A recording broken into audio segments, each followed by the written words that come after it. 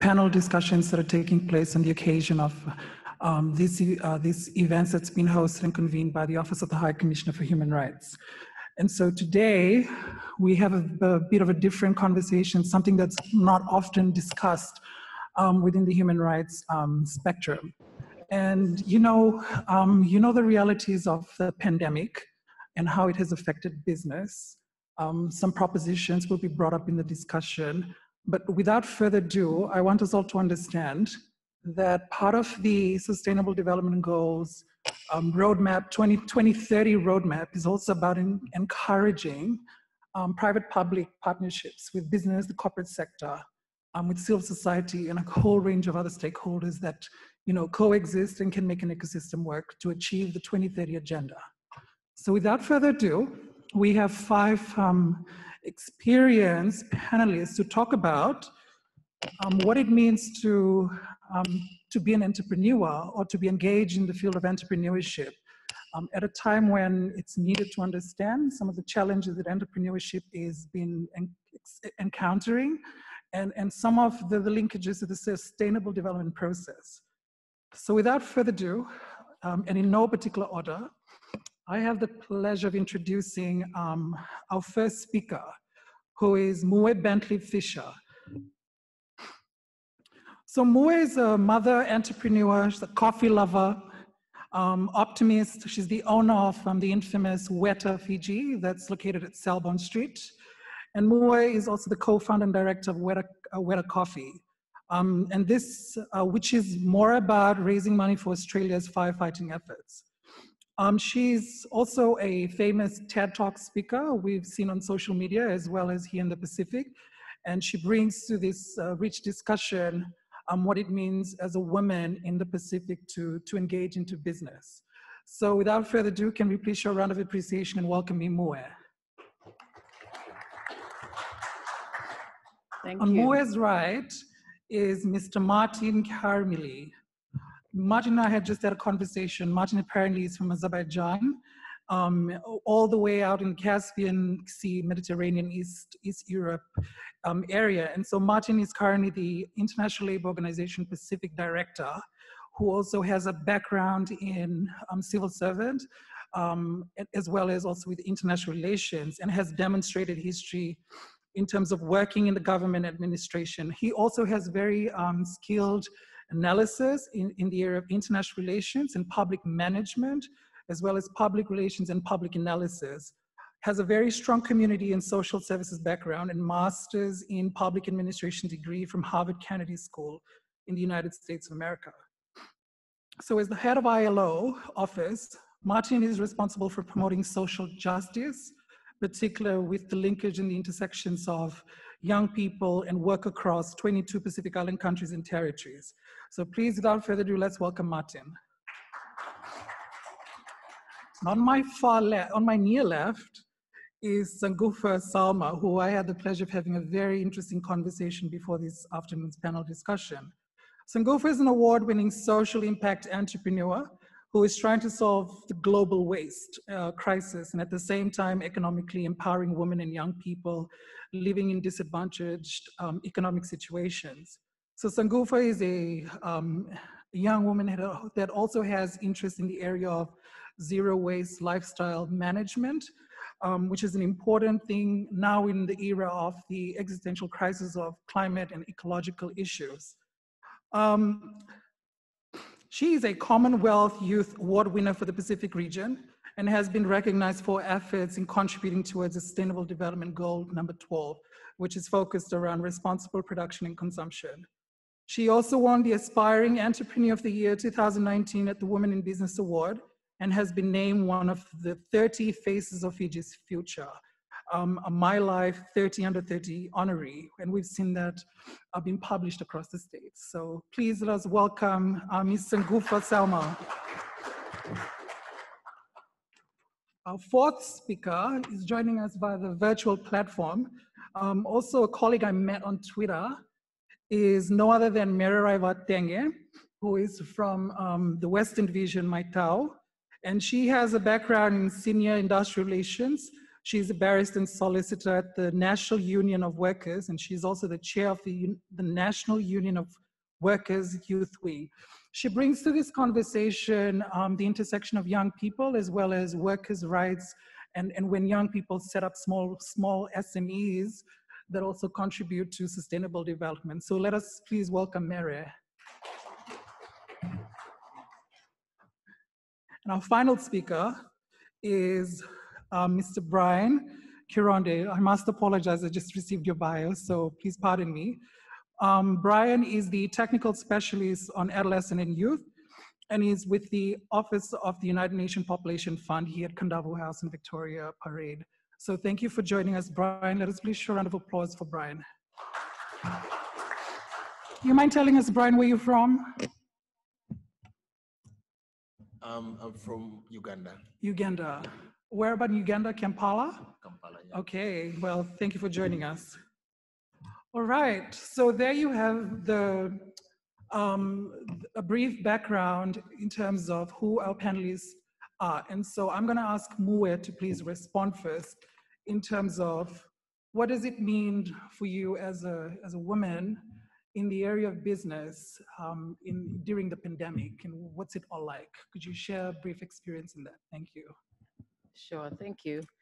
I think I should talk a bit about my career background as well, because as much as you've been kind to say that I'm an expert in business, I'm quite a baby in business.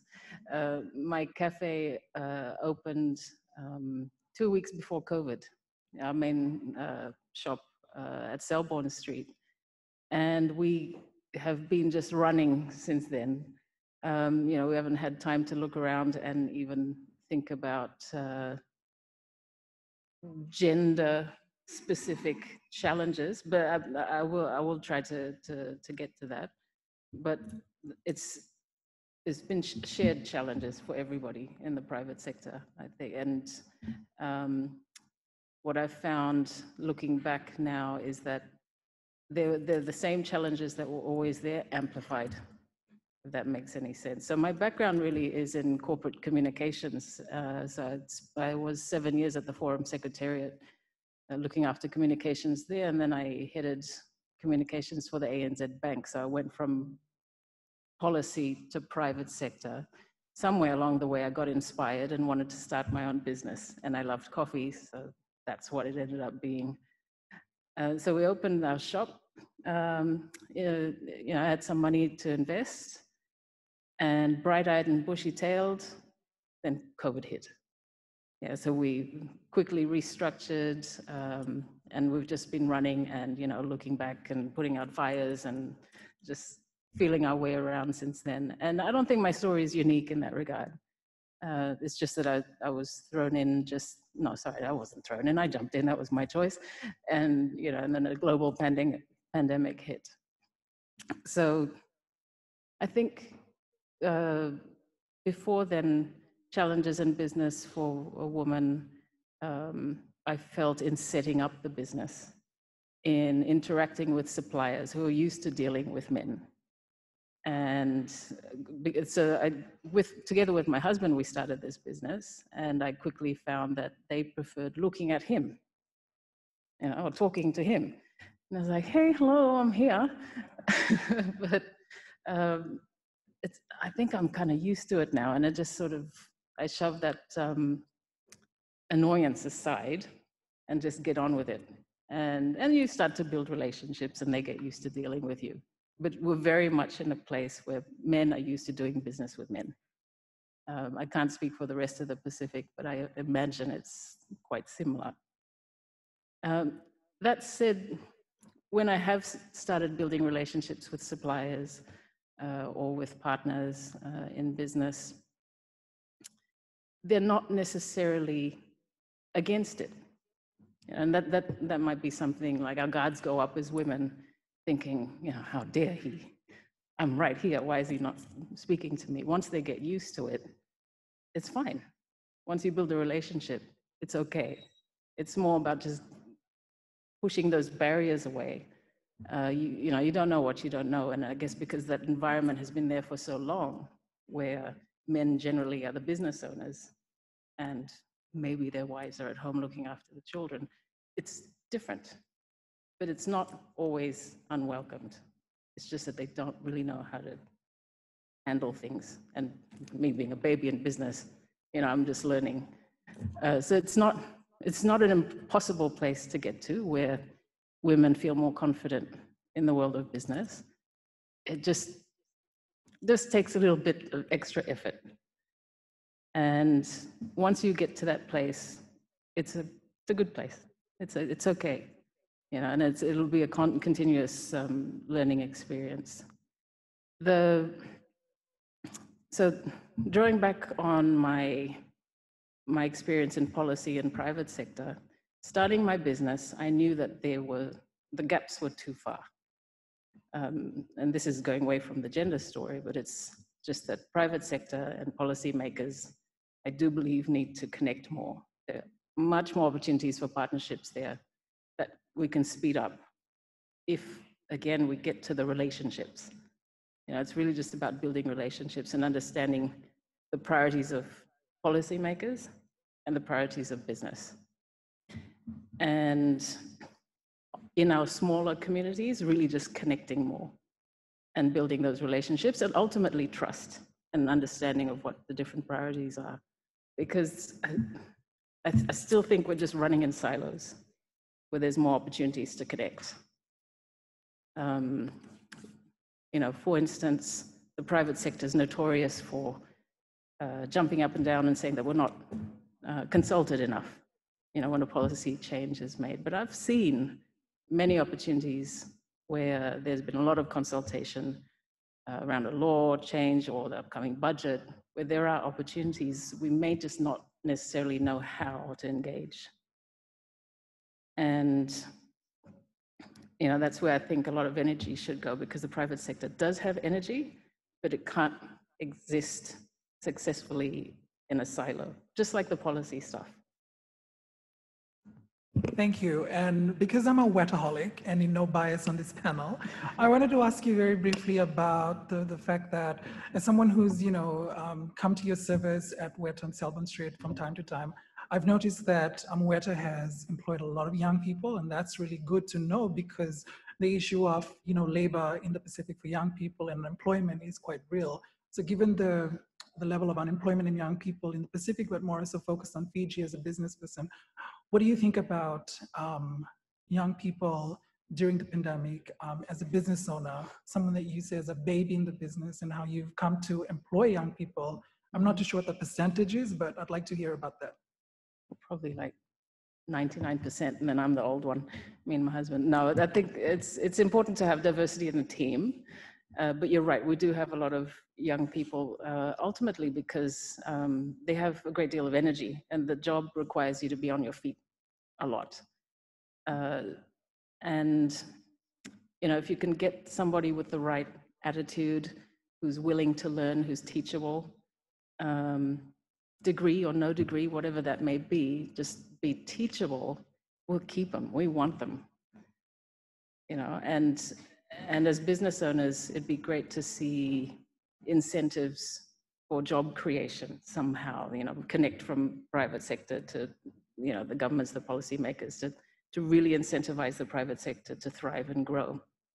I'm not sure what that might look like, but I don't want to think, to be completely honest, it's very public. That's okay, I'll share it, because it's a normal business thing to do, to look at your costs. So you know, you're driving revenue and reducing your costs, right? And we still have a great deal of establishment costs to someday maybe get to a profit, right? But that's what you do in business. You drive your revenue, you bring down your costs, and you can hopefully make some money at the end of it. And you know, I'm going through a process of natural attrition, right? So if somebody may quit, or if somebody is fired for whatever reason, I won't replace them, right? You'll spread that load around. And having come from the corporate sector, that's a very common thing to do in a business cycle. I hate that. I'd love to grow, you know, but COVID hasn't allowed me to implement my original business plan, which was to have another cafe open by now. You know, so that's the reality of where I'm operating. I'm trying to cut costs. Yeah, I'm not sure if that answered your question. Fine, thank you. And so we will now hear from Matin at ILO.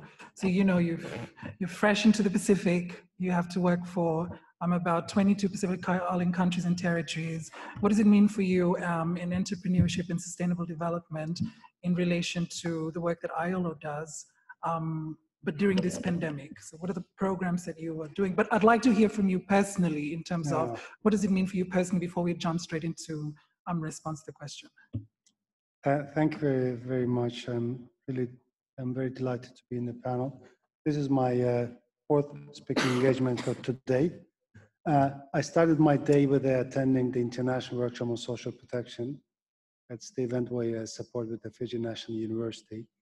And then went to the Pacific Disability Forum, and we signed a cooperation agreement on how to support people with disability. And then I had one other one, and this is the last one. I just want to keep as informal as possible. You know, if I talk as an ILO official, you would probably get very bored because the language we speak, you know, and that was my challenge when I joined the UN team. You know, for the first 3 months, I didn't understand anything because we use a lot of acronyms, different, and I realized that that's the challenge, you know, because sometimes we think that people sitting in front of us understand what we say because we speak technically the same language, but they don't, you know, they stare at you, they nod, but they don't understand anything. I think that's one of the key challenges, colleagues, friends, that communication is one of the issues we need to address.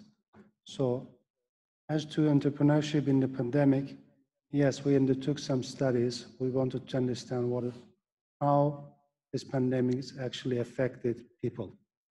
I mean, it's about people at the end of the day, right? So how it affected young people, how it affected, you know, informal workers. And we talk about 1 billion informal workers affected by this pandemic over the world. And we talk about 400 million full-time jobs lost over the world, equivalent to, so it is a huge problem. So how can we think about entrepreneurship in this context? Of course, we do understand entrepreneurship is one of the driving force for, you know, employment, for economic growth. But in this particular context, when we think about entrepreneurship, especially about those people who lost their formal jobs in the formal sector, they're employed, contracted, and they do transition to informal sector.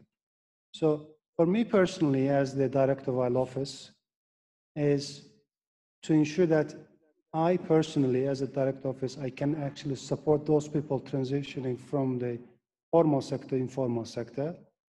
I mean, of course, I also go to Weta coffee, and my son also loves Weta coffee, you know. But probably you had some resources to invest, but a lot of, and of course, it's still challenging for you, but just imagine that there are a lot of people transitioning from the formal sector, informal sector, who don't have any support. And how to make sure that these people, those young entrepreneurs, they're sustainable in the pandemic. That is, for me, that is the key word. So when I think about entrepreneurship in the pandemic, for me, the key word is the inclusion. Because I want to make sure that any activity I undertake as the director of ILO office, it actually inclusive. It covers people with disability. It covers, you know, single mothers. It covers informal workers. But to make sure that we can actually make an impact together. So this would be my brief answer to your question, what the pandemic, entrepreneurship and sustainable development means for me.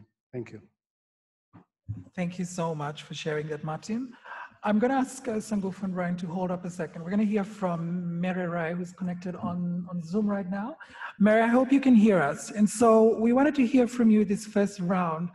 What does it mean for someone who chairs the union from a young person's perspective with the workers' union movement that you are engaged in as far as entrepreneurship is concerned and sustainable development? Thank you, Miki. Hope you can hear me. We can hear you. Okay, thank you.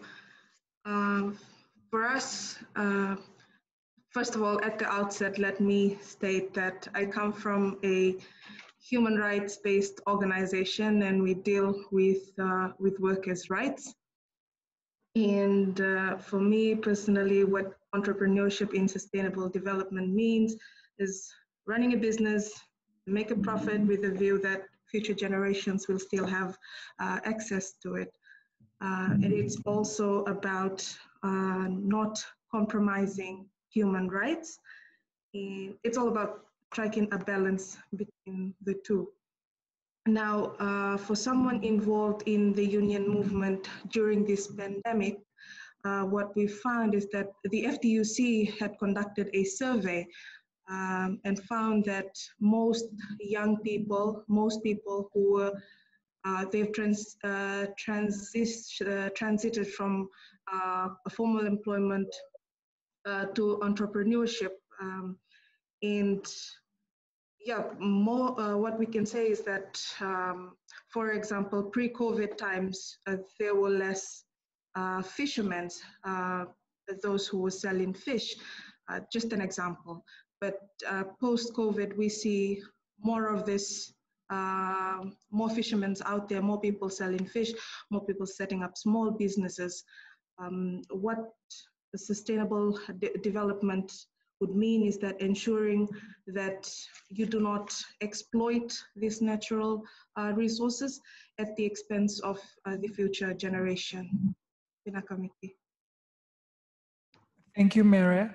And I just wanted to ask you, I know the union is heavily involved in terms of like the workers' rights stuff in the country for many reasons with respect to your human rights based approach flow.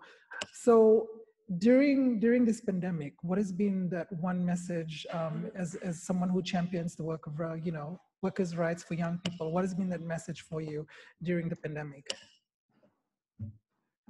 The pandemic should not be used as an excuse to compromise workers' rights. That is basically the message with mass terminations, redundancies that we have seen in the country due to COVID-19.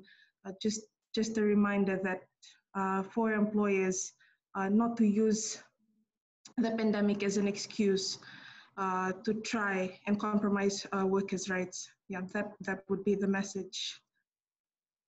And Mary, just one last thing. During this pandemic, has the union or you in the leadership position that you hold, are there any forms of documentation in terms of human rights abuses in relation to young people, entrepreneurship, and sustainable development that you've come across? Yes, the FTUC, like I said earlier, had conducted a survey. We've tried to get first-hand knowledge of the impact of COVID-19 on our union members. And what we found is that some employers have not had a proper negotiation or consultation with a worker representative or with the workers prior to taking extreme actions such as terminations. This we see is one of the big challenge during this pandemic. We see employers considering termination, considering redundancies. So this, I believe, for the workers is a challenge, and is also a challenge for the union. What I can say is for the government sector, we found that they are now working on reduced hours. These have not been negotiated with the union. What the challenge is really the lack of consultation, negotiations with workers' representatives, in our case, the unions. Thank you so much. We do have a question coming up later in terms of where do young people go to? What are the mechanisms in country when they have to report human rights violations in relation to business? So that's coming up later on. Can I just did you want? Yeah, Well, the survey the colleague has been referring as a impact assessment supported by ILO for all tripartite constituents for government, for the Employers Association, FSF and FTUC. Well, when we talk about abuse, you know, I mean, lack of access to labor market is also kind of impediment and barrier, you know. When we talk about young people, they actually face triple shock because they lose their job, first of all, and the new entrants, they don't have any access because there are limited number of jobs.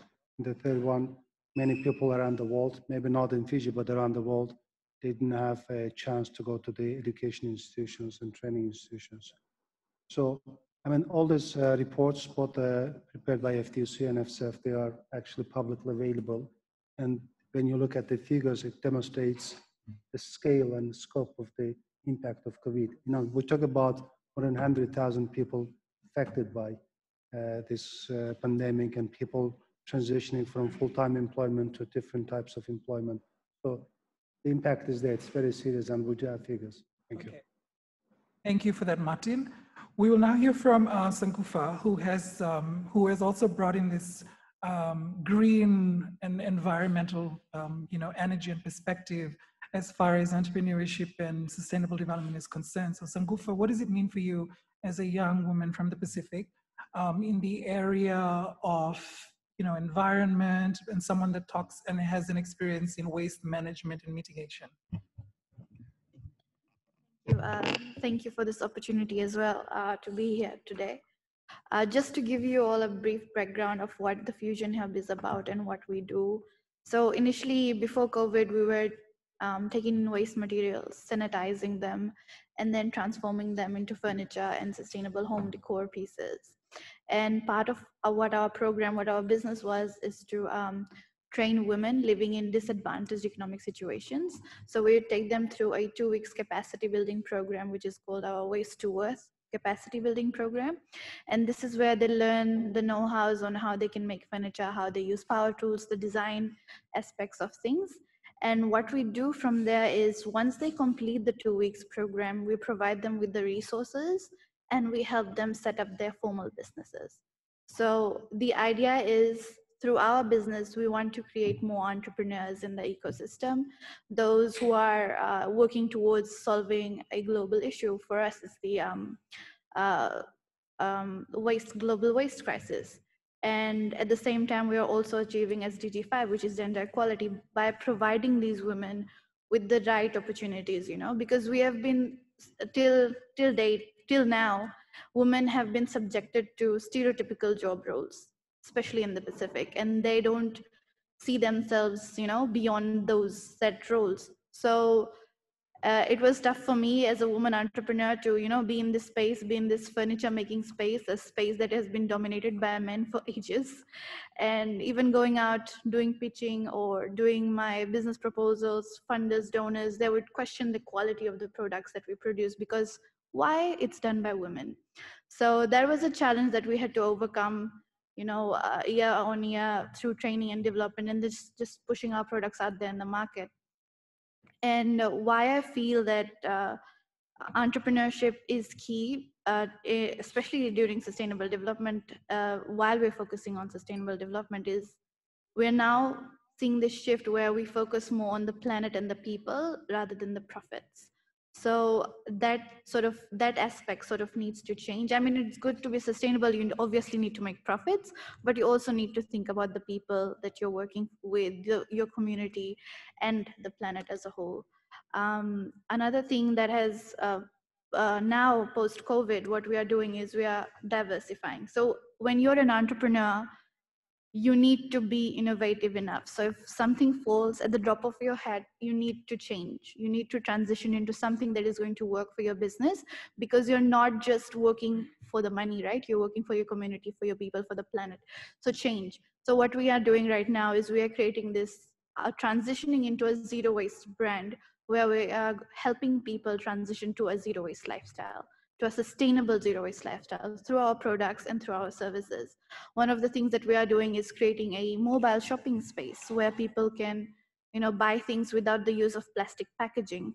and at the convenience of their doorsteps. So these are the things that we have come about. So when you become an entrepreneur, you really need to think you are change makers, you are solution providers, right? So you really need to think about what solutions you are going to, what changes are you going to make in the community that you're in.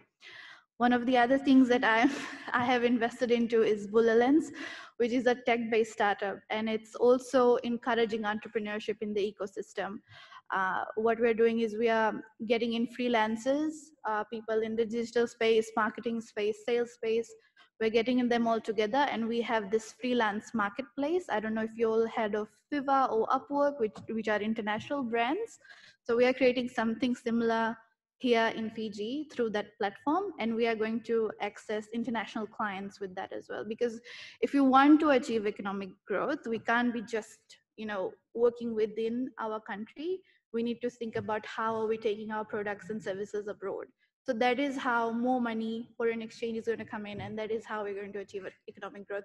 So it has to be like a holistic solution when you're thinking about entrepreneurship. Of course, something that you're passionate about, something that you want to work towards, yes, but what is the impact and how are you going to measure that impact and how is it going to be sustainable? Yeah, so that's the, yeah. Wow. Girl, you have a background. Thank you for sharing that. And so before I move on to Brian, I wanted to ask you something very briefly. We did a conversation outside and you told me something and I was like, wow, because business, when you talk about business, it's always about the mullah, it's the money. Where's the money? You know, at the end of the day, you have to make the money. There's a cut, it's got to be income generating constantly. You mentioned something about moving away and transitioning from profit-centric into something that is grounded in principles of environment, etc. So what does it mean and look like for you? So that is generally what my business is based around, right? And for me, from the beginning, it has always been about helping people. And the reason why I involved women in it, because I saw the disparity, the level of, you know, jobs that are available for men, but we are not, you know, we have like, I think around women are 33.3% unemployment rate in Fiji, which is much higher than what men are facing generally. So that is where I wanted to bridge that gap. And I knew that through capacity building programs, I would be able to do this. And now for me, it's about not just, you know, leaving it at capacity building program. Now I'm helping them set up their own businesses. They are becoming entrepreneurs. And when I set their businesses up, we have this agreement where they will be supplying to us. So we give them market access as well. So it becomes a cycle where it's sustainable. They are still making money. No resource wastage is going into place.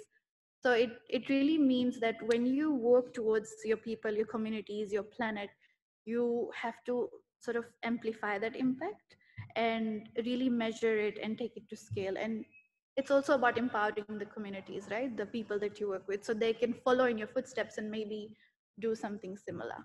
Yeah. Thank you so much, Sangufa. We're now going to transition to, you know, what's happening in UNFPA. And UNFPA, we do recognize in the Pacific as all the world, the review also of the ICPD plus 25 process. There have been some outcomes that have come forth before the pandemic had hit as well. So, you know, UNFPA has also been an interesting organization, particularly in the area of sexual reproductive health and rights and reproductive health in so many ways across the world. And so for you, Brian, what has it been for UNFPA with the pandemic as well as with reference to entrepreneurship and sustainable development? But before answering that, what does it mean for you as a person during the pandemic? Thank you so much. I probably want to start with my experience as a person. I've come face to face with the being, first of all, away, having family and relatives away from Fiji, experiencing the pandemic most directly, losing members of family. It's and also knowing that most of the young people that I know have been, you know, heavily impacted by the pandemic in terms of loss of livelihood, as well as the systems that were predominantly protecting them and to meaningfully contribute to their society and well-being. So it's been disheartening, but I'm also very optimistic that we've turned and learned that we have to do things differently, especially with the work that we now know from the surveys that we did as UNFPA, that most young people actually now are accessing more digital platforms. So we have to innovate on how we reach them more with information and services. But coming back to where we are as UNFPA, the main driver for our mandate, which is, as you described, is inscribed within the ICPD, International Conference on Population and Development, from 1994, is putting young people at the center of development, ensuring that every discussion at every level, country, regional, and global level, places young people. Why? Because we have 1.8 billion young people in the world out of a population of 7.8 billion. That's way too high. When you come to the Pacific region that we are focusing on right now, you have a significant, almost more than 30% of the population under the ages of 30. So we can't talk about development and leave out this very important cohort. It's also an issue of their right to livelihood, the right to good health, the right to good education, that helps us drive the focus on young people to even be more prominent than ever before. But most importantly, we know that young people are unique and different. While we are talking about the UN generally, in the most recent Sustainable Development Goals, we've adopted a theme of leaving no one behind. In this regard, even when we talk about business, we have to think across the lens of young people who are different and left behind or marginalized naturally because of their inhibitions or categorization by society, experiencing even more challenges with the pandemic compared to the mainstream young people. And the young people are so many in this regard. We know that to be able to fully help recover from our angle, to help the younger population recover from the impact, we know that it's important to promote, encourage governments to take on the discourse on the demographic dividend.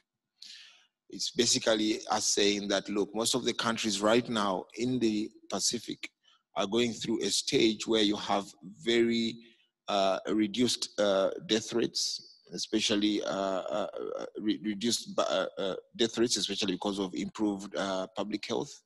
And we're also having reduced birth rates because of use of say contraception. Women are more empowered now. They seek services like family planning services. We have a highly dependent age group above the working class, and also a very high dependent age group below the working class. ILO will tell you from the ages 14 to 64, that's the definition of the working class. Now, in the Pacific region, that middle age group, which we call the working class age group, is predominantly filled with young people, or we have a group of young people going into that for the next 20, 35 years. Now, we call this the demographic youth bulge. We call that a youth bulge. So in the next 25 years, we are going to have most of the countries in the Pacific with the high population of people into the working age group. But if we don't prepare, if we don't make the right investments in the next few years for this group, they easily can turn from being an asset to a liability. And we've seen some of this happening in other parts of the world. So the discourse on demographic dividend is about placing and encouraging governments to invest in the right areas for these young people. Their education is very, very important. Their training, especially in skills that can get them into gainful employment, is very critical. Their access to social services that will help them address the barriers while they contemplate and they struggle with decisions on sexuality, where they, by just a single act of having sex, this young person can have a long-term effect on their life. Let's say if she or he is responsible for an unintended pregnancy. Now, giving them access to this information is very important. Services for them to be empowered and then be able to transition through this, then get into gainful employment is what we call the sowing of the demographic dividend, so that in the next few years we can be able to reap from that. So UNFPA is looking at it in our global strategy and Pacific approach as well, in terms of taking this discussion with governments to make the right investments. So it's all hands on deck for everyone. Thank you, Brian. I wanted to ask you just a random probing thought. Has there been any plans in terms of direct support in terms of contraceptives to entrepreneurs who can also have access to contraceptives in the business, in the market? But for instance, I start up a business tomorrow, maybe an internet cafe or a gaming center. There are bathrooms that are around me. Do you think that we should also invest in having contraceptives in small micro enterprises to begin with? Yes, there've been a couple of initiatives that have been started and continue in most of the countries in the Pacific. We have many partners we're working with, like International Planned Parenthood Federation. We have, which have their own member affiliates in each of the countries, usually called the Family Health Associations or Reproductive Health Associations. And they are mostly been driving the programs that reach entrepreneurs, young people, in communities as groups of young people with these services that are extending to their workplaces, their communities, and even to a larger extent, their schools. It's not easily acceptable in most of the schools, but to a larger extent through the outreach programs. So these initiatives are ongoing, but there are definitely plans to actually build in more innovations on how to reach those young people in business and make sure that they have these services readily available. I'll take some. For the Villa Cafe. Thank you. Thank you. Did you want to add something on Mua? Well, I just want to say that while we're doing this, it's important. I said something about information. I think it's very, very important that we maximize and use the available digital platforms, the social media, to really reach out with information for young people across the board, because they yearn for this information when we interact with them. And so we're going to move into the second part of our discussion. I'm aware of time as well, and so we're now going to talk about propositions.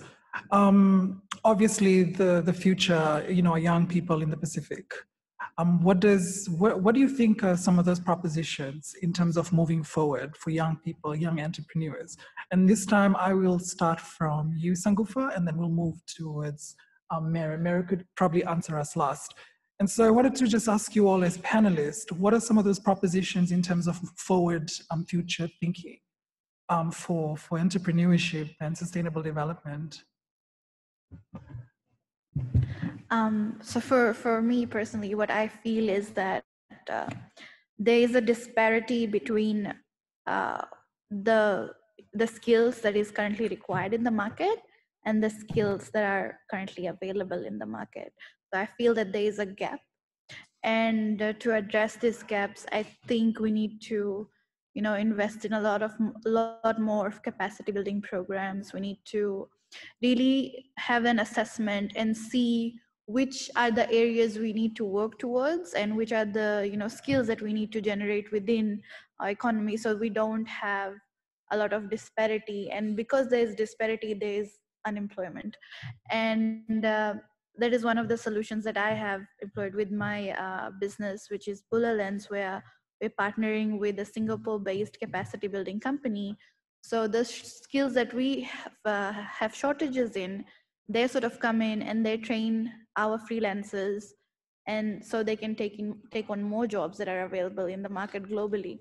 So that for me is one thing. And I think the second thing is our education system has always sort of trained us to be job seekers rather than job creators. And I think that mentality, that really needs to change. So I think that is something for our leaders to take away, our policymakers or those who are designing these programs, is let's build entrepreneurship from very basic level, from when they're starting out in schools, when they're starting out in primary schools.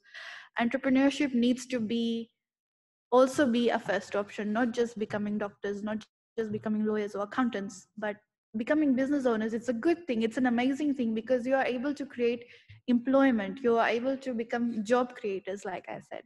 So that, I think, perspective needs to change. And one of the things is that to become an entrepreneur, you really need to identify problems. What are the problems? What are the solutions? And how can I contribute? Or what resources do I need? Because you can't just start a business and not be aware of your surroundings, the environment you're in, the resources available to you, and the resources that you need, because then you won't know what to ask for, right? So really have that awareness and always learn and develop yourself as much as you can. So what is the solution? What do you think So is the solution? Solution for entrepreneurship here in the Pacific. So I feel like the gist of it is to learn and grow within, and then creating this enabling space, this enabling conducive entrepreneurial ecosystem, right? So I think we've talked about this within the Young Entrepreneurs Council as well, which I'm a vice chair of, is that when we are creating entrepreneurs, we need to ensure that the environment that they operate in is focused on growth, not something that is going to suffocate them, not something that's going to get them to run out of business in the next 2 years or failure, because we have seen so many business start and they fail, right? And there is no continuation, there is no growth.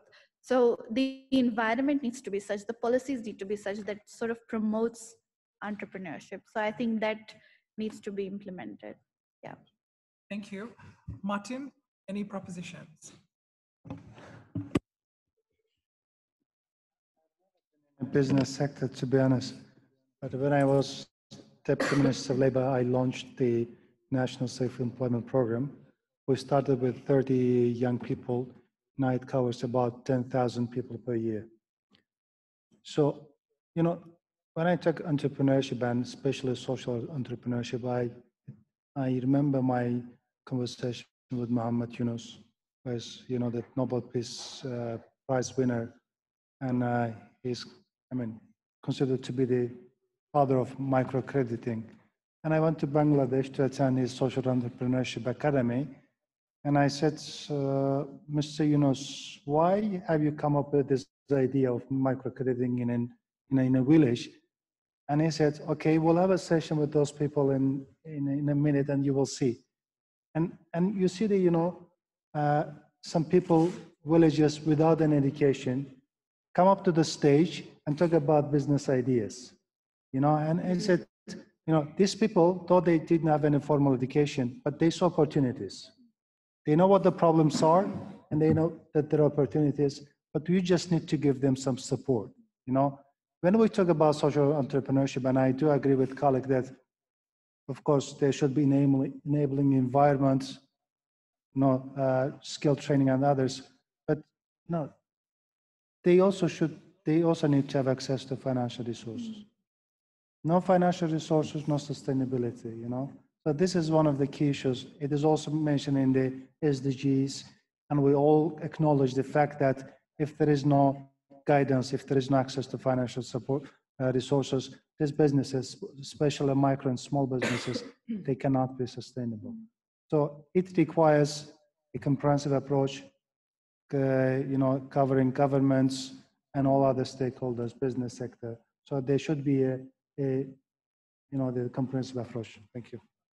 So Martin, just very quickly, in terms of ILO, the work ILO does, what about funding and small grant support towards small micro enterprises? Is that a program existing in ILO Pacific right now? Okay, as you know, ILO has a tripartite structure, and we work with governments, workers' organization, and employers.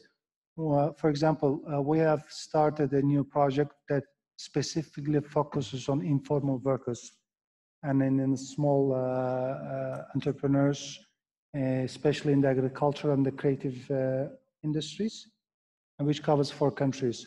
So ILO actually supports these kind of initiatives through this kind of projects here. Not directly, but through these projects, yes. Yeah. Thank you, that's good to know. Muer, what about propositions from your end? Just off the back of the comments just now, I think COVID has forced entrepreneurship. You know, it's forced people who've lost their jobs to open little businesses. So that's a non-negotiable. It's happened. It's happening now. And as Matin said, you know, there needs to be support for people to know basic bookkeeping, to understand their compliance requirements, to know how to maybe someday engage more formally with the bank, to be able to get their books together properly so that they can access funds. I mean, at the end of the day, you need it's a capital. It's a story about capital, right? If you and that will allow a business to be sustained. And I do believe in positioning your business to focus on the environment and the people.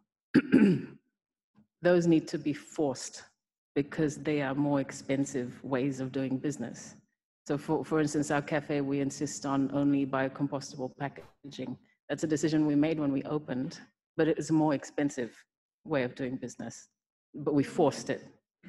And so, you know, my message to others wanting to open is don't go with the plastic options. That's the easier option. When your customer sees what you're doing, they will choose to come to you, right? Because there's increasingly a drive among customers to do the right thing. And that might have something to do with, you know, a greater population of young people who have different ideals than those older people. but so, you know, don't be afraid to do things differently. You know, when we put up the flag outside the cafe, the rainbow flag for Idaho, which is International Day Against Homophobia and Transphobia, did I get that right? Somebody said, oh, you're the first business to ever do that here. And I was really surprised. I thought, why? We've been, at least in my previous job, we were celebrating it internally for years. We did it, you know, so that went by and, you know, we didn't get bombed or anything. But, you know, that sort of, it facilitated what I wanted for our cafe, which is a safe space for everybody, right? Customers and staff alike, which again, some people think is really strange. You know, that you should be concentrating on the bottom line, which is still really, really important. But don't be afraid to do things differently, because I do believe that businesses can harvest their influence, and that may be through marketing or networks, to impact positive social change. And it does happen, it can happen. For individuals, young people starting out, I think it's really important that you get a strong work ethic from the beginning. I think your first job really matters, whether that's a business owner or an employee. Getting that right start will set you up for the rest of your life. If you've got this burning desire to go straight into entrepreneurship, learn as much as you can about it and find that money to start with. It's not a luxury that everybody has. So let's get real. We need money to start businesses and we need money to sustain the businesses, but don't be afraid to do things differently. Thank you for that. Brian. My country home in Uganda, I think in 2015, we were recognized as one of the countries with the most blossoming enterprises. And Uganda is a very youthful country. So just sharing the experience from that side of the continent, of the world, what I've seen young people do to survive in businesses which would also work in the Pacific, and especially in this context, is coming together. It's much easier when young people group together and innovate together than when they work as individuals. It's easier for them to actually access resources, funding, for either loans, access to markets as well when they are working together. And also the habit of saving together helps them initiate businesses without necessarily depending on capital that's accrued from loans. Like back in my country, we have many people that we call them circles. They come together and save money. After 1 year, they say, okay, how much do we have? This is the amount. Then they start a business together. I guess it's also happening here. But it's those kind of things where we self-help before help comes along the way. on the side of policy and government, I must say that young people are, from the information that we have, are yearning for information every single day, and the interest is very high. Most young people, we had a survey we did on COVID-19 and young people in June, and close to 95% of young people, when you ask them, how do you prefer to be reached with information, they said the social media. So it's really serious. That means we need to make access to internet, widely as possible, to every single rural area. I know, I'll give an example. In Fiji, we have the Ministry of Youth and Sports has come up with the youth offices now in almost all the divisions. Youth clubs, these are very good approaches to how do we use those, and in those have those as one-stop centers where young people come for information on entrepreneurship, on business, as well as also other social services the likes of UNFPA and other partners can provide to help them address their social challenges, like sexuality, like health and education and other fronts. Thank you very much. Thank you, Brian. We will now hear from Mary. Mary, what do propositions look like for you as a young woman in the union? Thank you, Miki. For me, the propositions that we have earlier on, I heard Mue mention about partnership. Partnership between institutions is needed. And like she has also, she mentioned about how COVID has forced entrepreneurship. This rings true for most people here in the Western Division. Those who have been unemployed due to COVID and who have transitioned into entrepreneurship. What we found is that the FTUC and the Fiji Commerce and Employers Federation, together with the ILO, they signed an MOU in July this year to help those workers who have turned entrepreneurs by providing them with business trainings and advisory services, as well as mentoring. What we found is that when these workers, when they transition to entrepreneurship, they did not have the business skills, they did not have the mentoring services available to them. So I believe partnership such as the one that FTUC had engaged with FSEF is important. It helps and assists young workers who have been affected greatly due to COVID-19 and who have transitioned into opening up their own businesses.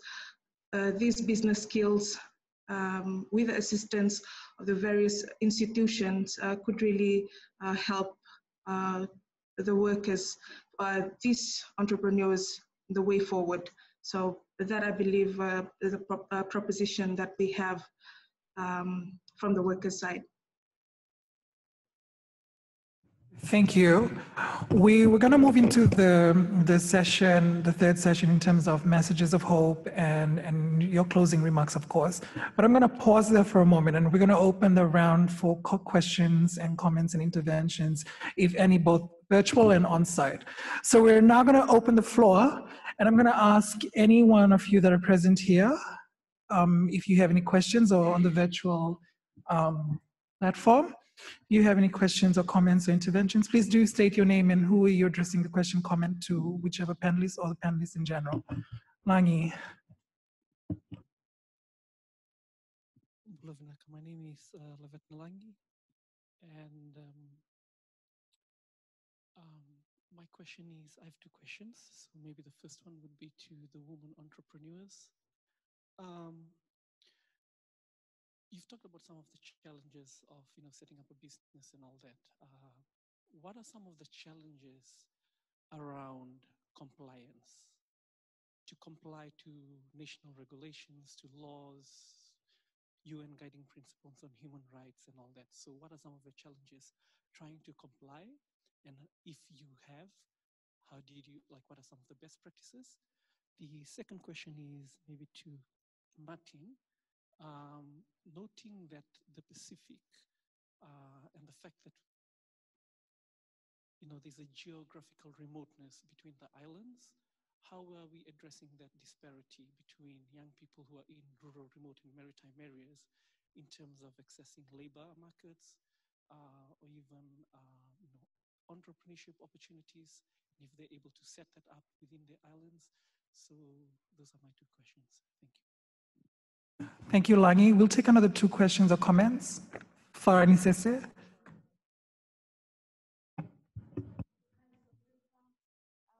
Just 2 questions. So my first question was, you talked about the movement of a lot of people from the formal sectors to the informal sectors. And I heard the Mererai from FTUC youth, I can't remember the rest of the thing, but she talked about resources and whatnot, but I wanted to know more specifically whether any of the intergovernment organizations, because they work with government as well as FTUC, if they also teach people how to register a business legally and everything, because I think we've been watching on the news that like government was doing a crackdown on informal businesses, and so I was just wondering, like, if in the dissemination of information and all this resource stuff, if they did that, as well as I think Matin, I was talking about laws and policies. And so my question was on that was that you talked about the working class being from 18 to 65 and then becoming a liability. And so when you're talking about laws and policies in Fiji, I think our retirement age policy is around 55. And so then when you're talking about leaving no one behind, how do you then not, I mean, I'm not sure how to word that, but then I think during that time, there was a lot of psychological, financial, and economic impacts on the people that had to lose jobs at the time. And so how do you close that gap? Or how do you, I mean, it's just a concern that I have. I'm not really sure how to word it, but do you get the gist of it? Applying the principle of leaving no one behind at the SDG, but across without leaving no one behind, really. Yeah, okay. leaving no one behind, yeah. All right. We'll take one more question or comment. Thank you, Farah. Anybody else? Do we have anyone in the virtual audience? Okay.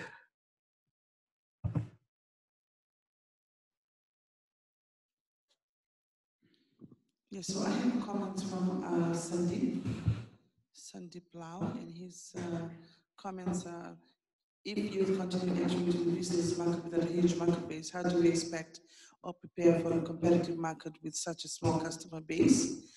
And the other one was, to everyone, compliance of laws and regulations are a must. How can we ensure that young entrepreneurs are not ignorant of such compliance requirements? Okay. So we will now ask the panelists to respond, and we will start responding to the questions around regulations, recognizing I think that Langi's question is focused around recently in Fiji. We've had some amendments with the Charitable Trust Act for CSOs in particular, and for companies, the Companies Act.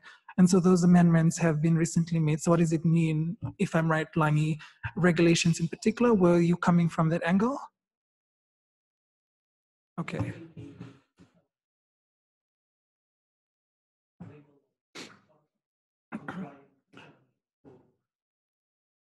Okay, so are you targeting that to anyone in the panel or the panelists in general? Okay, so we'll get Mua and then we'll have Sagufta to respond. Sure, I think, well, compliance is a very high priority for me, having worked at a bank before this, so I understand the importance of compliance in that context, as well as the legal requirements for any business. I think the challenge is awareness, and we've spoken about this on the panel, is just a general understanding of what exactly those points are, what those legal requirements are, and how you become compliant. Another challenge would be lining up at all these places where you then have to submit forms or submit your financials or pick up copies of this to go there. So there's a disconnect between agencies if you'd like to call them that, you know, let's say the tax department and the bank, or you know, FNPF. A lot of work has been done, I think, to improve that frontline service, and a lot of donors have been involved in strengthening those systems. And they are by far 1,000,000 times better than they were even maybe 2 years ago. But there's a lot of work that still needs to be done. So we were at a consultation earlier this week with, organized by the Fiji Chamber of Commerce, for private sector to voice their concerns around dealing with financial institutions. Yeah, and that's one of the things that came up, is that we, as small businesses, in particular the small businesses, and think of micro and small businesses as being particularly exposed here to being non-compliant. There's, you know, we're resource poor and time poor. Yeah, but we're spending a lot of time lining up at different institutions trying to get a printout, and then going and getting it certified somewhere, and then lining up somewhere else, and then handing that in, and then spending a lot of time doing this instead of doing business. Yeah, so that's a challenge that I think really needs to be addressed, so that we can really encourage a culture of compliance, because it's very frustrating. You know, in a developed country, you could go online, log on, bang, everything's done. Here, we're still facing a lack of communication between, and cooperation. It's about these partnerships to help make business easier. So initially, when I started my business, when we did the registration processes and everything, it was exactly what Muaz said. You have to line up at these places, you know, go to the registrar's office, FNPF, FRCS. So you have to be compliant with all of these institutions and organizations. They have brought in some changes, yes, which is amazing. Like, we can register our businesses online, but still we need to go into the office to make payments. So you really have to think, is that really conducive? I mean, you've designed this whole system, but you're not accepting online payments. So online payment gateway is another topic that I think all of the entrepreneurs are really troubled with.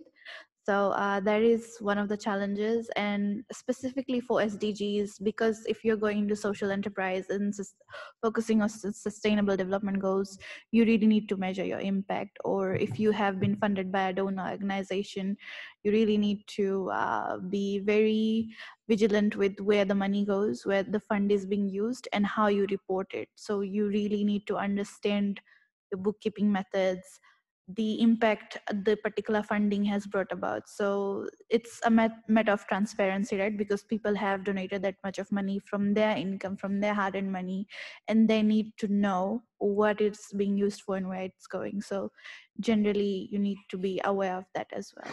Yeah. We'll now move on to, did you want to, okay. We'll now move on to the second sort of comment question that Farah raised around the principle of leaving no one behind, and what does it mean? What does it really mean? Having that principle centered with relation to entrepreneurship and sustainable development.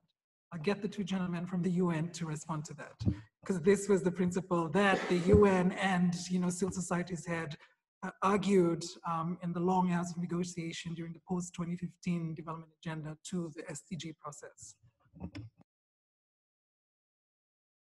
Before I answer that question, there was another interesting question on the youth unemployment. And it's a very serious issue. I mean, Brian has mentioned the youth bulge existing in many countries, you know, where you have a lot of young people who are about to enter the labor market. And of course, we're concerned how to prepare them to this very serious challenge. But it also depends on the ability of the labor market and the economy to absorb the young people. I mean, that's another challenge. So when you mention that, okay, there are some problems with the geographical distance and the labor markets and the major markets that are far from the Pacific countries, but it's not the only problem. The problem is also ability of these economies to create formal jobs. And I can give you, I was trying to open, you know, one of the presentations I made to ambassadors, you know, let me give you an example. In 2016, in PNG, there was 84 84,000 entrants into the labor market for the 10,000 formal jobs. In Fiji, there was 17,000 entrants for the 600 new jobs. I mean, 600 new jobs in the formal sector, and you have 17,000. So there is a disparity between the ability of the economy and the number of young people trying to enter the labor market. I'm talking about formal market. Of course, a lot of young people, they are employed in the informal sector. So how to do, I'm just thinking about the practical steps, you know. Colleagues have mentioned the different youth clubs that exist across the country. And I know the Minister of Employment now supports through UNFPA, ILO, and different UN agencies trying to support the young people based in their respective villages and the regions to create, I don't know, some self-employment projects for them, entrepreneurial courses and financial support so that they can be employed in their respective places. Is it sustainable? This is another question, because most of the self-employment projects, most of them, they are not sustainable. So it would take time. But for this purpose, the only thing I can think of is the targeted employment policies by governments, by international organizations. This is the solution. On the second question, how to close the gap? I mean, this is a very serious issue. You mentioned the age group, right? And people at the working age. But I mean, we know that when people reach their pension age, the statutory pension age, and it may be different in different countries, 60, 65, we have a lot of people who are not covered by the formal social protection programs, especially women, because they were either, they did some unpaid work, I mean, or that they were in the informal sector. So this is a very serious issue for many developing countries. So what ILO is suggesting, we have some policies in place, some treaties, conventions on the social security, and ILO come up with the idea of the universal social protection floors, which says that, okay, please analyze your economy, and you know that, okay, this number of people will be covered by the pension schemes, but you still have a gap. So all countries, they need to come up with some policies which provides at least the basic provision to all citizens, regardless of their gender, age, and the employment status. So the basic social protection floor should be there to provide the basic income security of all citizens. Thank you. Thank you so much. Brian, did you want to also respond to Farah? Okay. All right. We're going to respond to Sandeep Lal's question. Can I ask you if you could please repeat Sandeep's question? Thank you. Okay. So if youth continue entering into the business market without a huge market base, how do we expect or prepare for the competitive market with such a small customer base? And then the second question, obviously in compliance and laws, we've kind of touched on that. So we'll take the first one around if youth continue. So I'm going to ask anyone on the panel. I know UNFPA, you work specifically as well with young people. Would you like to respond to that? And I'm going to ask Moe or Sagufta if you'd like to respond to that question as well. So again, repeating the question, if youth continue entering into the business market without a huge market base, how do we expect to prepare for the competitive market with such a small customer base? Any flow? Well, I may not be the most competent person to answer this, but I know that I mentioned something, and I think also one of the colleagues mentioned something about innovations. And in this sphere, we also innovate around markets. And it's important that when youth are preparing, like you're doing your entrepreneurship feasibility, you look beyond, you know, the market that's most immediate to you.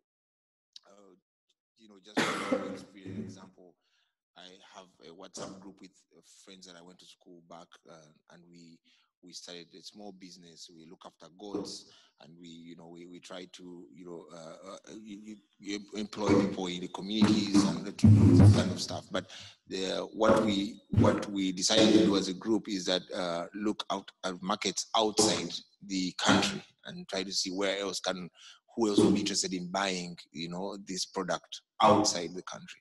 So the market is always big, as far as I'm thinking, if you look in the right places. Yeah, maybe that's what I can say for now. Just to add to that, I feel like when we talk about entrepreneurship, it's really sometimes confused between us. Entrepreneurs are different from just small business owners, right? Because they look at providing solutions and changing the dynamics of the status quo. What I'm saying here is that diversify.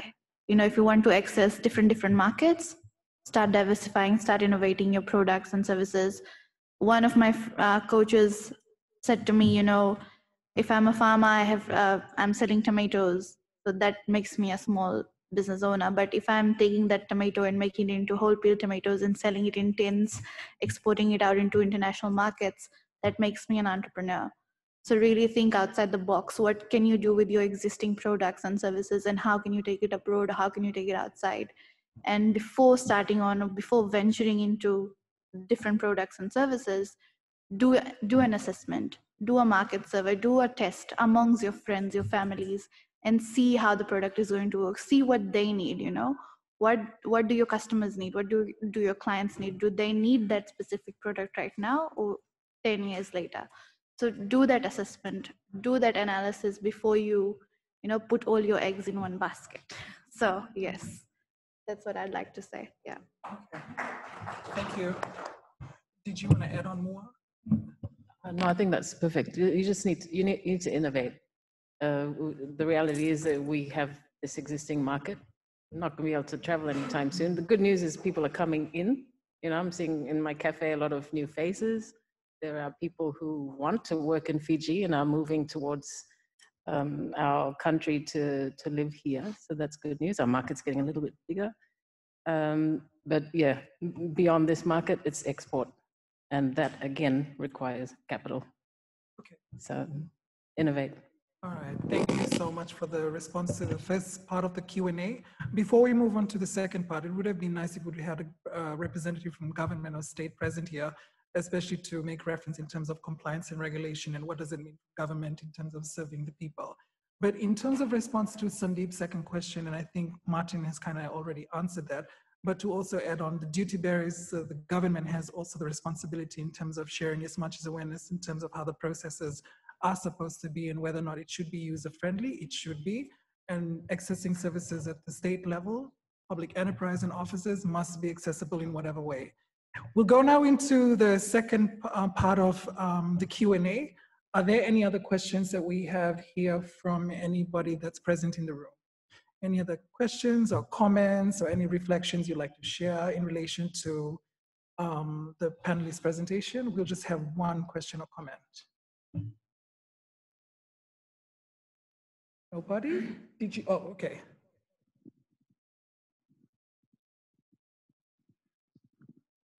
Thank you so much, panelists. I just have a question for the entrepreneurs. This is just your relationship with, just a general relationship with the government. So how are you, in your own personal businesses, how is your relationship with the government? Are they very accommodating in this economy, or do they give any help, or what do they do to help you continue your business and make it run, especially in this time of post-COVID-19? The relationship's fantastic. Is that the right answer? Oh, is it? Is it not? No, the way that somebody who has much more business experience than me, a friend shared as a baby in business, is that you need to see the government as a business partner, because they are a partner in your business. They take a nice big fat chunk of your revenue.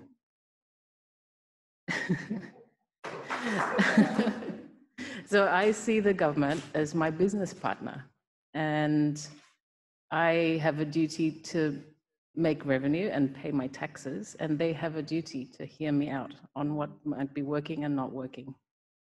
And when you see the relationship that way, it needs to be mutually beneficial. It needs to be a partnership. And no matter what government is there, And who is there? There is a duty on both sides. And so once you come to that understanding, you work on the relationship. And it just needs to be fair. And I have no doubt in my mind that I can be heard, and I deserve to be heard. And I do feel heard. Thank you. So I feel like there have been some really big changes because young entrepreneurs have been pulling together and advocating for changes, which is a good thing because we need to have one voice, right? Major things that have changed is the business licensing requirements. There's no longer a business licensing requirement. You can operate from home. Before, without a business license, you could not open a bank account. I mean, that took months and months to process. I've been through it and it was a nightmare. Couldn't trade before having a bank account. And I think they're slowly, working towards creating this conducive environment. They are promoting entrepreneurship through grant support, through the COVID-19 relief support that has been happening. I mean, slowly and steadily, the support is taking place, but we need to be able to do much more than what we are doing right now for the economy to actually grow with entrepreneurship in perspective. Yeah. Okay. Thank you so much. So that brings us to the end of today's panel discussion. The road to 2030 is, let's just say we're already in 2021, and we are sort of 8 years from achieving the goals and the indicators and what we have to work towards as members that make up this universal community in the world. And so thank you very much, panelists, for your responses to the thematic area for today around entrepreneurship, sustainable development in the future. So with closing remarks, what about messages of hope? And I will start now asking Mererai to share your message of hope for young people or for just business in general. What do you have to say, Mary? Thank you, Miki. My last message would be for a business to perform effectively, you need a good relationship between the entrepreneurs, the employees, and the community as a whole. And also the rights should not be compromised, be it environmental rights, workers' rights, indigenous rights, LGBT rights. This should not be compromised, and it should be one of the most important things at the center of entrepreneurship for sustainable development. Vinaka. Thank you, Mary. And then from Brian, moving down to Sangifa. What does messages of hope look like for you? To say that, borrowing a quote from, I don't know who actually made the quote, but it's very simple. It's for any young person out there trying to start a business or already in a business, it's not how many times that you fall down, you just keep on getting up and trying it all over again. Because just like a job, the more you fall, the more experience you get in a business and be able to get eventually on your feet. So don't give up. Thank you. Where? Yeah, I'll echo that as well. Don't give up. I mean, I'm talking to myself here. Because you do fall over, you don't get it right all the time, and you need to stay optimistic. It's not always easy, but I think find your people. Sagufta and I are part of a, not that small anymore, a Viber group that's 250 strong. These are business owners. And I think there are also government representatives in there, and it's a mixed group, but it's really, really helpful in doing business because we help each other. There are other cafe owners, restaurant owners, all sorts of business owners. We ask questions there that every single day we're helping each other. And that's what we need at this time. I think it's just that sort of collaboration and propping each other up. We all eat at each other's restaurants, all that sort of thing. There's, as much as there is competition, it's healthy, and there's a community feel in this group. So find your people and lean on them hard and support them as much as you can. I think in the Pacific and Fiji, we are survivors, and we do this exceptionally well. Matin? Thank you. It's off. Okay. Well, message of hope for SMEs. Well, SMEs account about 70% of the total employment in the world. It's not something new. It's very present. And I think the key message of hope for today would be innovation. I mean, it's not only about employment, it's about driving innovation in the society. And so I think that's my takeaway from the previous event from the Pacific Disability Forum was it's free to dream. So please keep dreaming and please translate your dreams into innovation. Thank you. I'd just like to say that don't operate in your own silos. You know, reach out, find help when you need to. And if you're just starting out, if you're just a business, go on to, you know, speak to someone who's established in your area, because they will definitely help you. And create networking is very important when you're starting out. So being part of these events, being part of the, you know, networking opportunities, take advantage of it and build your networks when and as you can. And like Mo said, always help out and support each other. That's what our business community is doing, and that's what we at the Young Entrepreneurs Council, that's what we are doing as well. So generally that's it. Don't operate in your own silos. Yeah. Okay, thank you. We are expected to be hopeful for the future. We should remain hopeful for so many reasons. Thank you so much for giving your time. I'm Miki, and it's been a pleasure to have to moderate this panel discussion. Thank you to the host, Raeed, as well as to the team that's been putting this together. We really appreciate your time, panelists, and we hope that the outcomes of this discussion will definitely generate into something moving forward.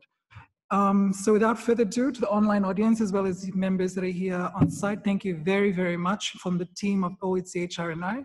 We wish everyone here the best. And so as long as we have the human rights principles at heart in all that we do, we should remain hopeful as well. So thank you very much.